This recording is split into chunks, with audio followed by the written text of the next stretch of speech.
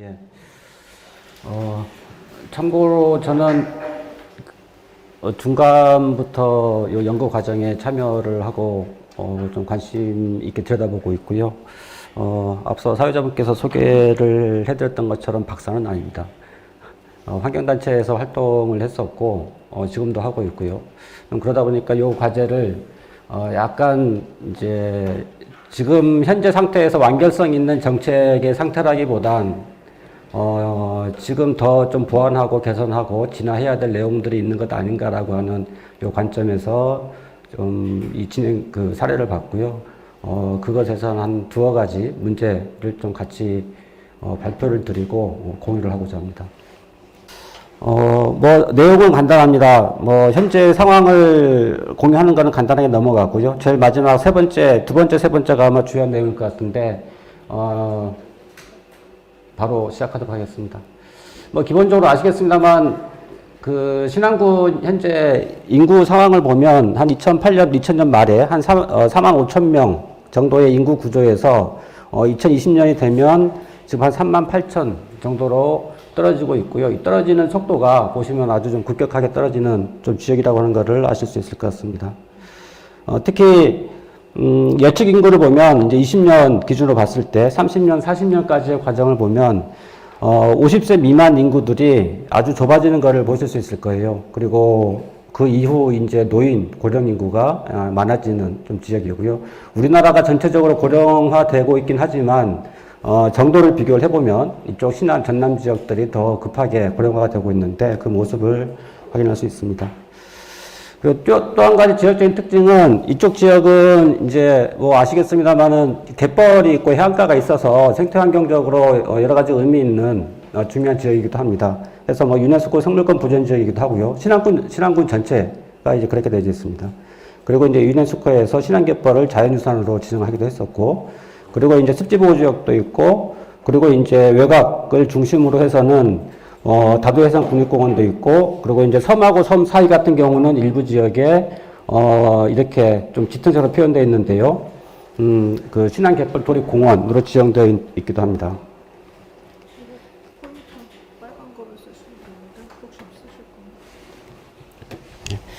그리고 간단하게 지금 광역시도의 신재생 에너지 좀 보급 현황을 좀 비교해 볼 수 있는데요. 앞에 이제 광역시가 보여주는 것처럼 이제 그렇게 좀 많지 않죠.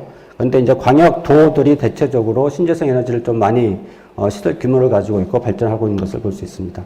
요거는 이제 태양광하고 풍력만 따로 떼가지고 나타난 자료인데요. 보시면은 차이가 이제 광역시하고 광역도하고 차이를 많이 볼 수 있을 겁니다. 예를 들어가지고 서울하고 전남을 비교해보면, 전남 지역 같은 경우 발전량으로만 보면, 서울의 한 20배 정도가 이제 되는 좀 그런 상황입니다. 이제 이 표는, 작아서 잘 보이시지는 않으실 텐데요. 광역 17개 시도에, 용량별 누적 보급량을 보여주는 건데요. 특히 이제 전남 쪽을 보시면, 전남 쪽 그 시설 용량을 보시면, 이제 1메가 이상, 특히 이제 10메가 이상의 대규모 시설들이 많이 밀집되어 있는 것을 알 수 있는데요. 이거는 이제 이따 설명드리겠습니다만 염전이라든가 그러한 시설이 들어설 수 있는 조건들이 많기 때문에 좀 이렇게 나타나는 것 같습니다. 당연히 이제 이렇게 하다 보니까 재생에너지 생산량 그리고 이제 발전량을 인구수, 지하철 인구로 비교해서 보면 생산량 같은 경우는 전남 신안이 이제 3위고요. 그리고 이제 발전량으로 보면은, 신안이 2위입니다.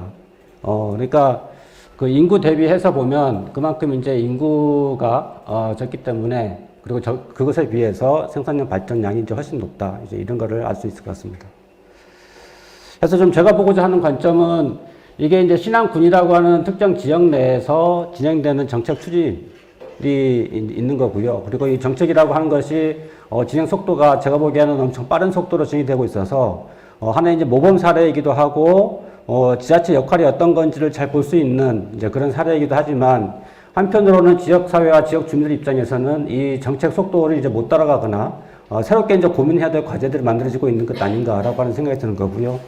그거를, 저탄소 전환이 이루어지는 이 지역에서의 좀 공간적인 정의, 그러니까, 이것이 이제 그 재생에너지 보급이라고 하는 당연한 것 이상에 좀 제대로 잘 보급이 되고 있는 거냐라고 하는 것에 대한 관점을 가지고 보려고 하는 거고요. 그런 것들이 이제 뭐 우리가 흔히 알고 있는 분배 절차 이런 것들을 좀 보려고 하고 특히 이제 주의 깊게 볼 부분들이 이제 인정정의라고 했던 부분들을 표현을 쓰고 있는데요.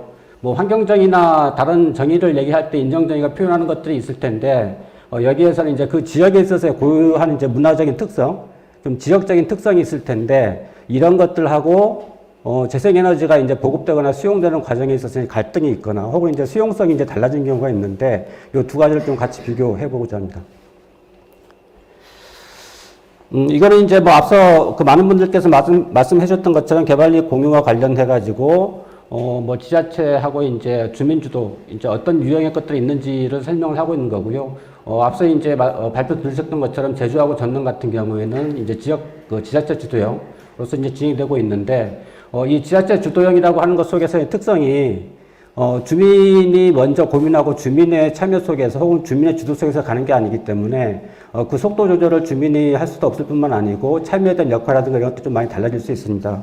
그런 의미에서 보면 좀 인정적인 절차 혹은 이제 절차적인 과정 이런 것들 좀 중요하게 볼 필요가 있겠다라는 생각이 듭니다.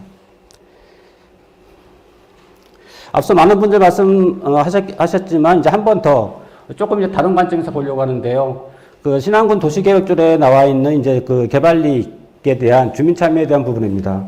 도시계획조례에는 이제 이렇게 표현되어 있죠. 도서 주민들의 동의를 받거나, 그러니까 발전 시설을 설치하려고 하는 사업자는 주민들의 동의를 받거나 혹은 이제 개발이익 공유에 참여를 해야 된다. 이 두 가지 중에서 선택할 수 있도록 하고 있습니다. 그런데 이것이 의미하는 바는 조금 이제 생각해 봐야 할 것들이 있는데요. 발전시설 허가 전제 조건으로 주민 동의하고 지분 참여 허용을 선택하도록 하고 있는데, 결과적으로 만약에 사업자가 개발이익 공유를 참여를 하는 경우에는 주민 동의를 대체하는 것으로서 이해될 수 있습니다. 그러니까 이제 주민 동의를 받지 않아도 되는 거죠. 그러니까 이런 과정이라고 하는 거는 주민 스스로는 이 사업 과정에서 발전 사업자가 개발이익 공유에 참여하겠다라고 하면은 주민은 의견을 내거나 참여할 수 있는 과정이 없어지는 겁니다. 그러니까 이 선택을 이제 발전 사업자가 하게 되어 있는 거죠. 그리고 지역 내 발전 사업에 대한 이해라고 하는 게 주민의 입장에서 이해라고 하는 것들은 개발이익 공유에만 한정되지 않을 수 있습니다. 그러니까 개발이익을 내가 받겠다 안 받겠다 이거에 대해서만 관심 있는 게 아니고 그 사업 자체가 가지고 있는 영향이라든가 혹은 그 사업에 대한 다른 이해라든가 어떤 환경 문제라든가 지역 공동체 문제라든가 뭐 다른 얘기들을 할 수도 있을 텐데 지금 여기에서 선택은 개발이익 공유라고 하는 것 하나만 주어져 있고 그것조차도 주민의 선택이 아니고 발전 사업자 선택으로서 결정할 수 있기 때문에 선택이 되어지는 순간 주민들은 아무것도 할 얘기 없어지는 거죠. 그러니까 이것을 보면 약간은 좀 뭔가 좀 맞지 않는 좀 그래도 숨어 있지 않느냐라는 생각이 드는 거고요.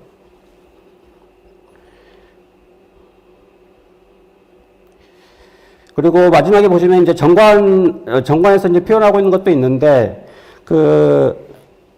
이 개발이익 공유라고 하는 것에 대한 기본적인 명분이, 지역사회가 가지고 있는 공공자원을 이용하는 것에 대한 이익 공유입니다.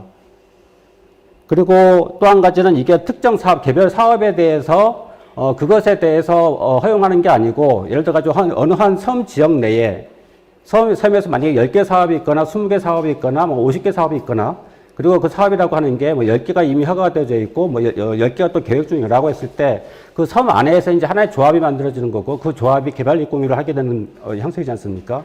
이제 그렇다고 본다면 이 개발이익 공유라고 하는 것이 현재 시스템에서는 조합에 참여한 사람 개인에게 그러니까 그 사람들한테만 한정이 돼 가지고 이익이 주어지는데 과연 이게 맞는 거라고 하는 거에 대한 이제 의문이 들 수 있습니다.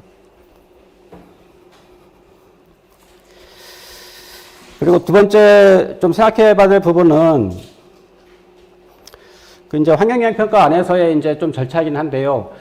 주민 참여라고 하는 것이 이제 앞서 얘기했던 것처럼 이제 개발이익이라고 하는 측면에서의 주민 참여를 얘기할 수도 있지만 또 한 가지는 이제 이 사업 진행 과정에서 과연 주민들이 어느 정도를 알고 있고 뭐 의견을 낼 수 있느냐 이제 이런 것도 중요한 거거든요. 그걸 볼 수 있는 거는 우선적인 거는 이제 법과 제도가 허용하고 있는 것 그리고 이제 그것 이상으로서 어떤 지자체나 사업자의 적극성 이런 것일 텐데 앞서 이제 그 사업 설명을 들으셨겠지만 비건 쪽에서 진행이 되는 사업하고 그리고 이제 그 솔라테온과 안잡 쪽에서 진행이 되는 사업하고 이제 좀 설명을 해보겠습니다. 참고로 신안 비금 쪽 같은 경우는 한 3,400명 정도의 인구가 있고요. 그 다음에 안자면에는 한 2,700 정도의 인구가 있는 것 같습니다. 그 표는 그 안자 스마트팜 솔라시티의 환경영 평가에 대한 내용인데요. 글자가 작아서 잘 보이지 않는데, 현재, 이 주민 설명회가 이루어졌고, 이 주민 설명회에 참여한 사람이 25명의 이제 의견을 냈습니다. 그리고 이제 11명이 그 다음 이제 공청회가 필요하다라고 하는 의견을 냈고요. 그런데 결국은 공청회는 진행이 되지 않았습니다. 왜냐하면 공청회 진행 요건이 공청회 개최가 필요하다고 하는 의견을 제출한 주민이 이제 최소 30명 이상이어야 되는데, 이 공청회 개최 요구를 한 주민이 11명밖에 안 된 거예요. 그래서 이제 제도적으로 보면은 주민 설명회까지는 이제 초안 공단할 때 법적으로 해야 되니까 의무가 되어 있으니까 했는데, 공청회까지는 하지 않고 여기서 멈춘 겁니다. 근데 생각을 해보시면 이제 아까 여기에서 그 안자 같은 경우에 2,700명의 인구가 있다고 말씀드렸지 않습니까? 그리고 이제 이 사업 자체가 영향을 주는 게 한 지역 안에서만 영향을 주는 게 아니고 넓게 이제 영향을 주는 사업인데, 그런데 이제 20명 정도 혹은 이제 11명 정도의 의견 내고 20명 정도 의견 낸 과정으로서 실제 주민 의견 수렴 절차는 이제 끝난 거죠. 이거는 이제 뭐 법이 정한 절차는 같기 때문에 그 자체로는 문제는 없는데, 그 지역에 있어 영향으로 봤을 때는 좀 적절한가 적합한가라고 하는 거는 좀 다른 문제일 수 있습니다. 이거는 이제 그 안자 스마트팜에 대해서 그 주민 설명회 당시에 이제 의견을 냈던 이제 주민들의 여러 가지 의견들이 있는데요. 당시에 그 먼저 1차 사업이 진행됐던 부분이 있었고, 이 과정에서 여러 가지 문제점들 주민들이 얘기를 했었는데, 이런 것들도 하나도 지켜지지 않고 제대로 잘 설명이 안 됐는데, 뭐 이번 이렇게 한다고 하는 게 뭐 믿을 수 있겠냐, 문제가 있는 거 아니냐, 이런 것들에 대한 지적 의견들이 이제 상당히 많습니다. 이거는 이제 비금 주민 태양광 200메가와트짜리 진행됐던 사업인데요. 보시면 이날 참석했던 인원이 한 4,100명 정도가 됩니다. 41명입니다. 앞서 말씀드렸던 것처럼 한 3,000명이었던가요? 그 주민이. 3,000명 규모의 주민 중에서 41명이 주민 설명회를 참여를 했는데, 이 주민 설명회도 끝났고 공청회까지 또 가지 않았습니다. 이유는 똑같습니다. 공청회를 요구를 하려면 이제 열리는 조건이 최소 이제 30명 이상의 주민이 요구해야 되는데, 그런 정도까지가 안 된다는 거였죠.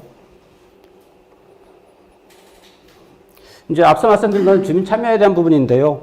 아까 중요하게 좀 봐야 될 부분이 이제 인정적인 주민, 그 지역이 갖고 있는 여러 가지 정체성 부분이라든가 이런 것들이 좀 고려되고 있을까라고 하는 부분들에 대한 좀 의문점입니다. 이게 이제, 신안에는 이제 신안 같은 경우가 염전으로 유명하죠. 염전으로 유명한데, 염전 관련해가지고 세 개의 등록문화재가 있다고 하더라고요. 그 중에 하나가 이제 태평염전인데요. 태평염전 같은 경우는 지도의 가운데 보시면,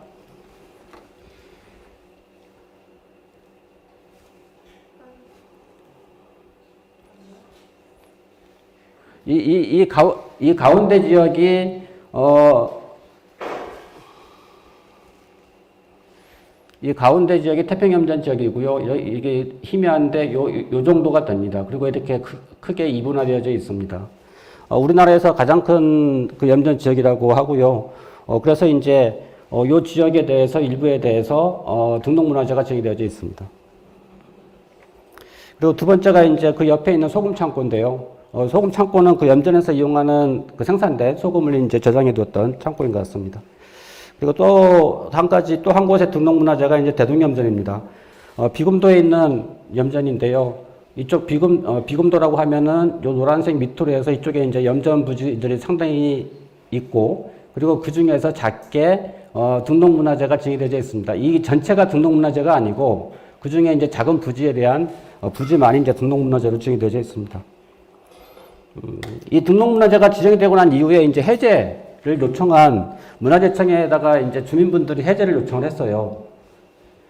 보시면 이제 문화재 구역에 속하는 전체 24필지 중에서 현재 태양광 개발회사 16필지, 즉 이제 호방건설, 한수원, 비금주민 신재생 에너지 협동조합 등 해서 이제 7필지, 그리고 그린에너지 9필지, 이렇게 해서 태양광 발전을 위해서 이제 매입을 했다. 매입을 해가지고 그 지역에서 등록문화재를 해제하려고 한다라고 하는 내용입니다. 그래서 처음에 등록문화재가 이런 규모로 증여되어져 있었는데 약간 좀 50%가 좀 안 되게 해제 요청을 하고 있고요. 했고 이제 결과적으로는 이쪽만 남기고, 그러니까 이제 선이 좀 분명하지 않은데 이쪽에 이제 50%가 좀 안 되는 면적만 남기고 해제가 됐습니다.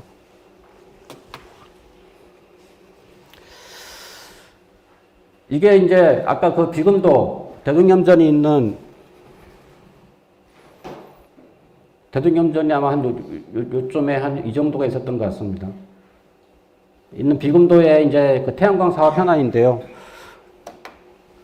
이게 이제 비금도 태양광 발전 200메가짜리 사업의 이제 입지도입니다. 200메가짜리 사업이 한 곳에 이렇게 모여 있는 게 아니고, 매입된 곳곳에 따라서 이렇게 중간에 입지를 해 있는 모습이고요. 그러면 이제 그 비어 있는 곳은 그럼 남아 있는 거냐? 그렇지 않습니다.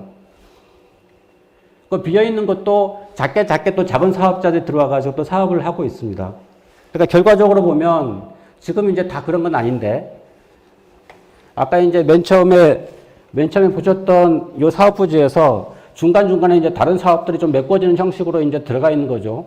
아까 이제 대동염전 부지가 이쯤에 있었던가요? 그렇고요.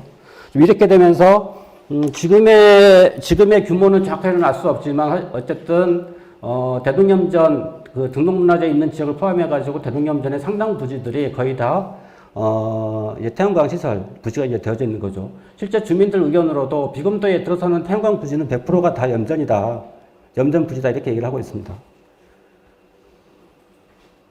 이 왼쪽에 보이는 게 아까 비금도 사진이고요. 오른쪽에 이제 안자도 사진인데 이 섬의 규모를 보면 태양광 시설이 들어서는 규모가 작지 않다라는 걸 좀 느낄 수 있을 것 같습니다. 이거는 지도하고 사옥도 모습인데요.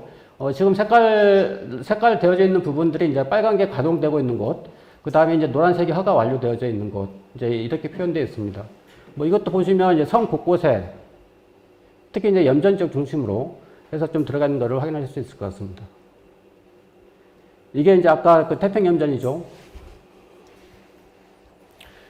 이게 이제 태평염전 부지가 이렇게 있고, 이렇게 있으면, 태평염전이 있으면 지금 사업 부지가 남쪽에 있는, 아래쪽에 있는 부지가 거의 반 정도 하고, 그 밑에 또 일부 지역을 포함하고 있습니다. 그러니까 이제 면적으로 보면 이제 상당히 작지 않은 규모를 이제 태양광 발전 시설이 이제 들어서게 되어져 있는 모습입니다. 자라도, 왼쪽에 보시면 자라도 섬의 크기에 비해서 또 작지 않은 태양광 발전시설이 들어서 있죠. 그리고 오른쪽에 또 안자면, 지금 이제 색깔에 들어가 있는 곳들이 일정 대규모 이상의 태양광 시설이 들어서려고 하고 있고, 작게 태양광 시설이 들어서 있는 그런 위치를 나타내고 있습니다.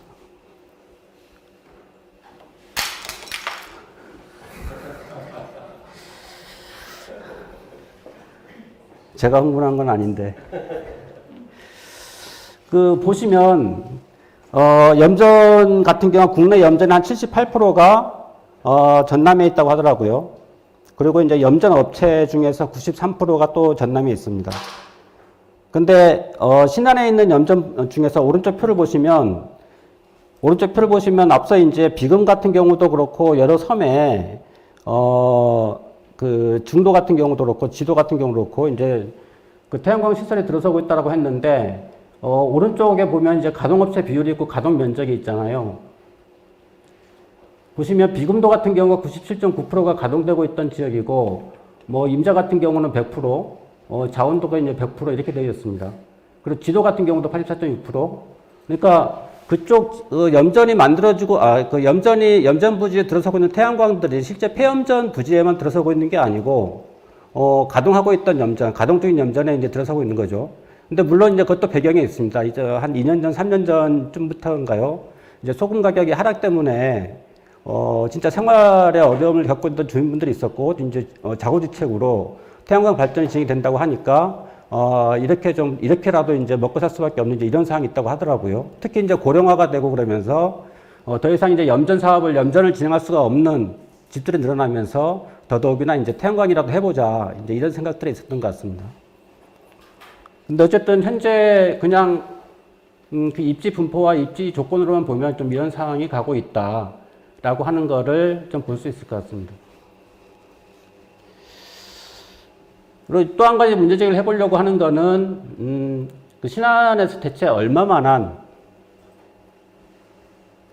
재생에너지가 들어올 수 있고 들어와야 되느냐, 많으면 많을수록 좋은 거냐라고 하는 문제입니다. 앞서 보여드렸던 표인데요. 도시지역이라고 할 수 있는 광역시 같은 경우는 재생에너지 시설 지금 거의 들어가 있지 않습니다. 농촌이 있고, 이제 광역도에 이제 거의 다 대부분 들어가 있죠. 앞서 말씀드렸던 것처럼 전남적인 것 같은 경우에, 풍력, 태양광 합쳐가지고 서울에 비교했을 때는 한 20배 정도입니다. 태양광만 따로 떼놓고 보면 태양광만으로는 한 17배 정도 되죠. 그 상식적으로 저희가 다 알고 있듯이 에너지를 가장 많이 쓰고 소비하고 있는 곳은 도시고, 온실가스 배출이 가장 많은 지역도 도시죠. 생각해보면 오히려 광역도만큼은 아니더라도 도시가 그에 대한 책임을 져야 되고, 도시도 그 책임을 지기 위한 자기 노력이 전제가 되어져야 되는 거겠죠. 그게 이제 이전에 뭐 서울시가 했던 원전 한기 줄이기 사업이라든가 정책이라든가 이런 것들이 필요한 겁니다. 지금 신안 입장에서는 여러 가지 입지 특성이 있습니다. 그러니까 태양광이라든가 풍력이 입지할 수 있는 좋은 조건이 있는데요. 앞서 얘기했던 것처럼 염전, 특히나 이제 2, 3년 전에 그 수매가가 좋지 않았을 때 그런 어떤 어려움들도 있고, 근데 어쨌든 그런 부지를 활용할 수 있는 조건들도 있고요. 그 다음에 풍력을 잘 할 수 있는 조건도 있습니다. 여기에다가 이제 지역적인 특성으로, 저인구, 그러니까 이제 그 인구가 낮아지고 고령화되고 있는 조건, 이런 것도 있습니다. 그래서 신안군에서 얘기하고 있는 거는 이제 많은 자료에서는 10기가가 이제 들어선다라고 얘기를 하고 있는데, 또 어떤 내용에서는 이제 12.4기가를 준비하고 있다, 이렇게 또 표현되는 부분도 있더라고요. 이것도 이제 백서에 나와 있는 내용입니다. 근데 이제 뭐 12.4기가가 됐든 10기가가 됐든, 예를 들어서 이제 뭐 우리나라 원전 표준 규모로 해가지고 생각을 하면 이제 10기, 12기 정도인 거잖아요. 그리고 이게 이제 기초지자체 신안군에 들어선다라고 하는 거고, 그러면 이제 재생에너지가, 중요하고, 이제 탄소 중립 생각을 하면 이제 시간적인 목표를 가지고 가야 되는 건 분명한데, 근데, 그 이외에 이제 고려해 볼 부분이 또 있지 않는가라고 하는 겁니다. 현재 신안군이 가지고 있는 계획으로만 보면, 3020 계획, 우리나라 이제 재생에너지 계획이죠. 이 계획으로 보면, 신규 설비 목표, 그러니까 이제 30년 신규 설비 목표의 한 25.4%가 됩니다. 그리고 이제 설비 용량의 목표 기준했을 때는 19.4% 정도가 되고요. 이런 정도 규모를 신안군이라고 하는 기초지자체에 다 하면 좋은 건가? 그리고 도시는 대체 얼마나 책임을 져야 되고, 서울과 뭐 이제 대도시들은 대체 얼마나 책임을 져야 되고, 뭐 그쪽에서 안 한다고 하면은 이제 광역도 인구가 줄어들고 있고 이제 고령화가 되고 있기 때문에 뭐 논밭을 이제 사용할 수 없기 때문에, 염전을 사용할 수 없기 때문에 들어오면 좋은가라고 하는 이제 질문을 던질 수가 있는 거죠. 그리고 또 한 가지 뭐 앞서 이제 그 많은 환경영향평가, 소규모 환경영향평가 진행이 되면서 경관 문제를 지적하긴 했지만 그렇게 뭐 큰 문제가 있거나 그러지는 않습니다. 그리고 이제 습지 보존 지역 얘기하고 유네스코가 지정한 뭐 생물권 보존 지역 얘기를 하고 있지만, 그리고 환경영향평가에서는 그 부분을 꼭 언급을 해요. 습지 보존 지역이기 때문에, 어떤 지역이기 때문에 환경 영향에 대해서 뭐 저감할 수 있는 뭐 어떤 방안을 조치해라, 이런 요구는 항상 있습니다. 근데 그것 때문에 환경영향평가가 반려되거나 통과 못한 사례는 없습니다.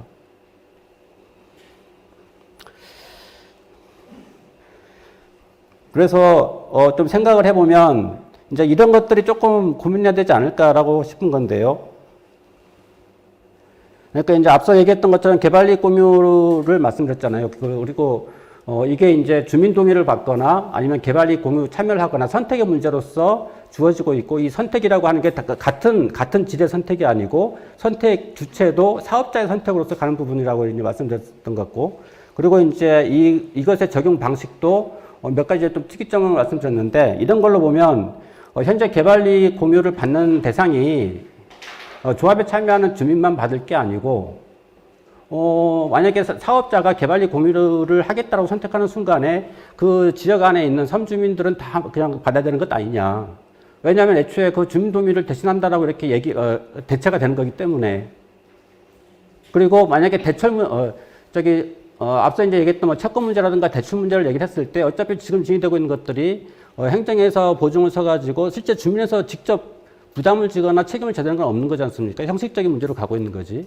이제 그렇다고 한다면 더더욱이나 이 이익공유의 대상을 주민 참여로 한정시킬 필요가 없이 이 발전 사업에 대한 공유라고 하는 것, 개발이익 공유라고 하는 것 자체는 어차피 그 지역의 공공자원을 이용을 하는 거니까 지역 주민들 전체가 혜택의 대상이 돼야 되는 것 아닌가라고 하는 거고요. 두 번째는 이제 앞서 박진희 교수님도 말씀해 주셨지만 이게 경제배상, 개인배상, 이제 그 금전배상을 말씀하셨는데 그러니까 이제 그것은 이제 넘어서야 된다라고 말씀하셨는데 좀 그런 것을 보더라도 현재의 배당이 개인 중심의 보상 중심의 그 이익 공유 협약을 진행하고 있는데 이것을 좀 지역사회 혜택 협약이라든가 지역사회 협약 형식으로 조금 더 발전시키는 게 좀 필요한 게 아닌가 좀 이런 생각도 들고요. 그리고 세 번째는 그 개발이익 공유제를 참여하겠다라고 하는 사업인 경우에는 특히 일정 규모 이상의 사업인 경우에는 의무적으로 주민공청회를 해야 된다고 봅니다. 그러니까 스스로가 개발이익 공유제를 한다고 했기 때문에 그것이 주민동의 뭐 30명 이상의 주민동의가 없기 때문에 공청회를 안 한다가 아니고 오히려 공청회를 해야 되고 할 수가 있어야 되는 거죠. 그리고 앞서 이제 그림에 보셨지만은 태양광 시설이라고 하는 만들어지는 것들이 규모가 작지 않고 그 다음에 송배전로를 포함을 하게 되면 영향 지역이 상당히 큽니다. 그러면은 다 할 필요는 없지만 적어도 적정 규모의 환경영향평가 대상 내용에 대해서 주민공청회는 이제 할 필요가 있다. 이제 이런 생각이고요.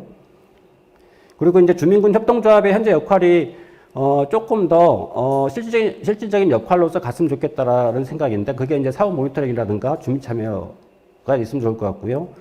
그리고 아까 지역 정체성과 관련해 가지고 지역의 개발이익 공유제를 추진하는 것도 좋고 어느 정도 속도가 필요한 것도 사실이긴 하지만 그것이 좀 제대로 가려면 그리고 오래 지속이 되려면 예를 들어 가지고 지역이 가지고 있는 생태 환경적인 부분에 대한 고려라든가 뭐 염전에 대해서 대체 신안군이 어떤 계획을 가지고 있는지 앞으로 개발 사업자가 염전 부지를 다 사들이면은 또 다 개발시킬 건지 최대 마지노선이 뭔지 저는 이런 것들에 대해서 조금 더 계획을 해야 되고요. 특히 이제 재생에너지 수용과 관련해 가지고 같이 아까 말씀드렸던 것처럼 지역의 정체성이 이러하지만 재생에너지 같은 경우는 어느 정도까지 해야 된다, 할 수 있다. 이런 좀 종합적인 계획이 좀 필요하겠다. 좀 라는 생각이고요. 그리고 이제 마지막 부분이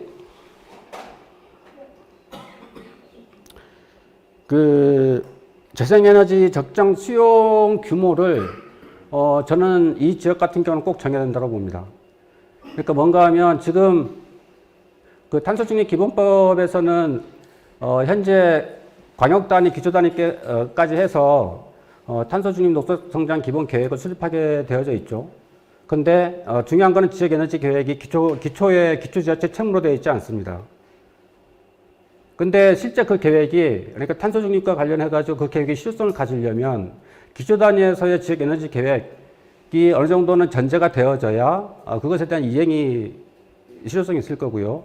특히 지금 신안군이라든가 아니면은 앞서 보셨던 것처럼 광역도인 경우에는 대체 그 지역의 기초단위에서 어떤 지역에 얼마만큼의 재생에너지를 담으려고 하는지 적어도 재생에너지 중심의 지역에너지 계획만이라도 있어야 된다라는 거고요. 특히 신안군은 이제 섬의 특성이 다릅니다. 섬도 많고요. 그랬을 때 어느 지역은 염전을 남겨둘 지역, 어느 지역은 태양광 시설에 들어설 지역, 뭐 이렇게 할 수도 있는 거겠죠. 근데 하여간 계획은 있어야 됩니다. 계획은 있어야 되고 지금 같은 경우는 염전이 거의 태양광 발전 산업단지처럼 되고 있는 모습이고 개별 업체는 작은 규모로 들어오지만 결국 모였을 때 염전 부지에 다 모였기 때문에 되게 고밀화되어져 있고 집단화되어져 있습니다. 그러니까 이제 그 모습이 진짜 산업단지처럼 되어지고 있는 거죠. 좀 이런 상황을 보면은 특히나 지역에너지 계획을 전제로 해서 뭔가 좀 지자체 신안군에 좀 계획이 필요하다라는 거고요. 특히 좀 큰 넓은 단에서 보면 도시 지역과 비도시 지역 이제 광역시 혹은 도에 있어서의 차별성, 형평성 문제를 저는 좀 언급을 해야 되고, 이거는 정부가 어떤 세금의 문제로서든 아니면 뭐 지역 균형 발전 측면에서든 아니면 뭐 지원의 측면에서든 좀 뭔가 이 재생에너지와 관련해 가지고 검토를 할 게 있다라는 생각이 듭니다. 예, 조금 시간을 많이 넘긴 것 같은데요. 죄송합니다. 이상입니다.